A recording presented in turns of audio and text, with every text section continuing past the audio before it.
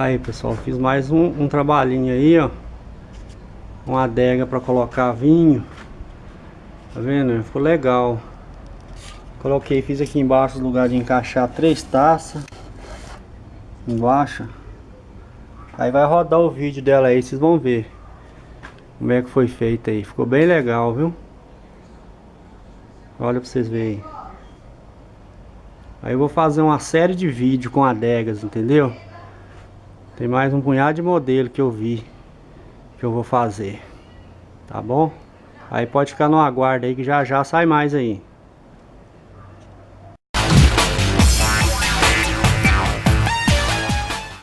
Aí pessoal, mais um trabalhinho pronto que eu fiz aí hoje, ó. Fiz uma adega para colocar a garrafa de vinho e aqui para colocar as taças. Cabe 3 taças aqui, ó. Olha pra você ver que legal que ficou, ó.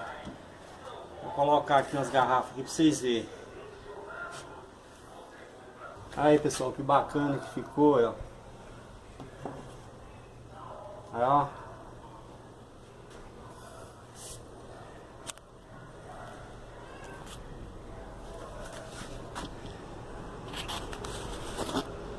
Aí, ó. Fica bonitinho. Chama uma adega.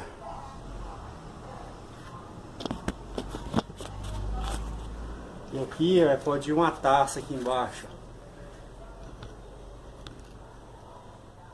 Aqui, ó, aqui vai as taças. Entendeu? Ficou muito bonito, viu? E ficou bom, tá vendo? Bem no esquadro. Vou fazer 2. Aí essa outra aqui, ó, eu cortei com 45 graus. Mas só que como eu não tenho um negócio pra juntar as peças aqui, aí não ficou muito legal não. Mas eu vou fazer assim mesmo, vou tampar as gretas onde ficou. Do mesmo jeito do outro, são 2 adegas que eu vou fazer. Vai ficar assim, ó. Eu vou cortar as outras partes, que é a base dela aqui, vamos ver como é que vai ficar.